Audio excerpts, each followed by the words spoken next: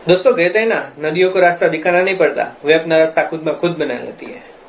उसी प्रकार महाभारत के समय में एक ऐसा वीर योद्धा हो गया जिसने अपने कौशल्य और गुरु भक्ति से अपना नाम जो है वो इतिहास में दर्ज करवा दिया। जी हाँ दोस्तों, मैं एकलव्य की बात कर रहा हूँ और आज हम उसी के बारे में बात करने वाले हैं। मेरा नाम है प्रतीक और स्वागत है आपका नो चैनल में।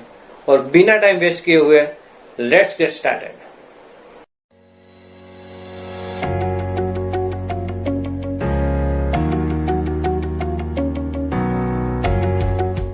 दोस्तों, एकलव्य निषाद जाति के राजा हिरण्यधनु और उसकी पत्नी सुलेखा के पुत्र थे। और हिरण्यधनु जो है वो महाभारत के समय में जो प्रयाग था उसका एक तटवर्ती प्रदेश था श्रृंगवेपुर, उसके एक महान योद्धा थे। प्रारंभ में एकलव्य का नाम अभिद्युम्न रखा गया था और लोग उसे अभय के नाम से बुलाते थे। प्रथम 5 वर्ष की जो शिक्षा होती है वो उसने अपने कुलीय गुरुकुल से ही प्राप्त की थी और वो अस्त्र शस्त्र में काफी माहिर थे। और उसी लगन और निष्ठा को देखते हुए गुरु ने उसका नाम एकलव्य रखा था। एकलव्य के युवा होने पर उसका विवाह हिरण्यधनु ने अपने निषाद मित्र की पुत्री सुनीता के साथ करवा दिया था। एक बार एकलव्य बांस की बने धनुष और बांस की तीर चढ़ाकर निशाने लगा रहे थे, तभी पुलक मुनि का ध्यान जो है वो उस पर पड़ता है और पुलक मुनि उसका आत्मविश्वास देखकर अचंभित रह जाते हैं और हिरण्यधनु को बताते हैं कि उसका पुत्र उत्तम धनुर्धर बन सकता है, बस उसे सही दीक्षा दिलाने की जरूरत है। और पुलक मुनि की बात से प्रभावित होकर राजा हिरण्यधनु एकलव्य को लेकर महागुरु द्रोण के पास उसको लेकर जाते हैं। एकलव्य भी घर से निश्चय करके निकले थे कि वे सिर्फ और सिर्फ गुरु द्रोण को ही अपना गुरु बनाएंगे, लेकिन गुरु द्रोण ने उसे मना कर दिया। उसने बताया कि वे भीष्म पितामह को एक वचन दे चुके हैं कि वे सिर्फ कुरु के पुत्र यानी कि हस्तिनापुर के राजकुंवर को ही अपनी शिक्षा देंगे। फिर हिरण्यधनु तो अपने राज्य वापस लौट गए, लेकिन एकलव्य ने हार नहीं मानी।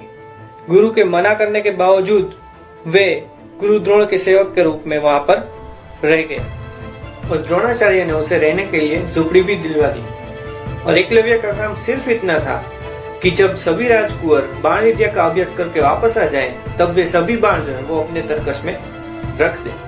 जब द्रोणाचार्य अपने शिष्यों को शस्त्र विद्या सिखाते थे, तब एकलव्य जो है वो वहीं छिपकर उसकी हर बात सुनता था और उसकी हर सीख जो है वो याद रख लेता था। एक दिन अभ्यास जल्दी समाप्त होने के कारण सभी राजकुंवर समय से पहले ही लौट आते हैं और ठीक उसी वक्त एकलव्य को मौका मिल जाता है कि वो धनुष बाण चला सके। लेकिन अफसोस, उसके अचूक निशाने को दुर्योधन देख लेता है और द्रोणाचार्य को जाकर ये सब बता देता है और द्रोणाचार्य उसे वहां से जाने के लिए कहते हैं। एकलव्य निराश होकर अपने महल की ओर चल पड़ते हैं, लेकिन रास्ते में वो सोचते हैं कि वे घर जाकर भी क्या करेंगे। और उसी बीच वहां पर एक आदिवासी बस्ती होती है, वहां पर वे ठहर जाते हैं और वहीं वे आदिवासी के सरदार को मिलते हैं और उसे अपना परिचय देते हैं और बताते हैं कि वे धनुर्विद्या का अभ्यास करना चाहते हैं। और सरदार भी उसे प्रसन्नता पूर्वक स्वीकार करता है। अब एक बार क्या हुआ कि गुरु द्रोण सभी राजकुमारों को लेकर अरण्य में जाते हैं और उसके साथ एक कुत्ता भी होता है और कुत्ता थोड़ा आगे निकल जाता है और वहीं पे पहुंचता है जहाँ पर एकलव्य अपनी धनुर्विद्या का अभ्यास कर रहा होता है और वहीं पे वे भौंकने लगता है और एकलव्य की एकाग्रता जो है वो भंग होती जा रही थी। तो एकलव्य ने अपने तीरों से कुत्ते का मुंह कुछ उस तरह से बंद किया कि कुत्ते को चोट भी ना लगे और वो भौंक भी ना पाए और कुत्ता वापिस द्रोणाचार्य के पास चला जाता है और द्रोणाचार्य वे देख के अचंभित हो जाते हैं कि ये तीर किसने चलाया होगा कि कुत्ते को चोट भी नहीं आई और उसका मुंह भी बंद हो गया। ये कोई आम धनुर्धर नहीं हो सकता। और कुछ ही देर में गुरु द्रोण खोज करते करते एकलव्य के पास पहुंचते हैं और एकलव्य गुरु को देखकर ही प्रणाम करता है। गुरु द्रोण के पूछने पर एकलव्य ने सब कुछ बता दिया और कहा कि वे गुरु द्रोण की मूर्ति बनाकर उसी से शिक्षा प्राप्त करना है। एकलव्य की प्रतिभा को देखकर गुरु द्रोण संकट में पड़ जाते हैं और एकलव्य को बताते हैं कि उसने शिक्षा प्राप्त नहीं की, उसने शिक्षा चुराई है। और वे वचन से बनते हैं कि वे सिर्फ और सिर्फ हस्तिनापुर के राजकुंवर को ही अपना शिष्य बनाएंगे और अगर तुमने मुझे गुरु मान ही लिया है तो फिर तुम्हें मुझे गुरु दक्षिणा देनी होगी और गुरु दक्षिणा के तौर पर तुम्हें मुझे अपना अंगूठा देना होगा। और एकलव्य बिना हिचकिचाते हुए अपना अंगूठा काटकर उसे गुरु दक्षिणा में दे देते हैं। और एकलव्य यही नहीं रुके, उसने बिना अंगूठे के ही अपनी धनुर्विद्या सीख ली और उसमें पारंगत हो गए और निषाद वंश के अगले राजा बने। और जरासंध के साथ उसने मथुरा पर आक्रमण कर दिया और यादव सेना का लगभग सफाया कर दिया था।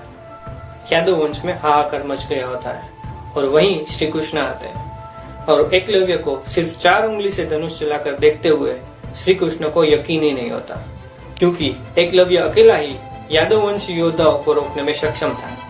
और तब श्री कृष्ण और एकलव्य का युद्ध होता है और एकलव्य वहां पर वीर गति को प्राप्त होता है। और उसके बाद एकलव्य का पुत्र केतुमान सिंहासन पर बैठता है और वे कौरवों के पक्ष में से पांडवों के खिलाफ लड़ता है और वो महाभारत के युद्ध में भीम के हाथों मारा जाता है। और आप सभी को ये जानकर आश्चर्य होगा कि आज की तारीख में भी तीरंदाजी यानी कि आर्चरी की प्रतियोगिता में अंगूठे का इस्तेमाल नहीं होता है।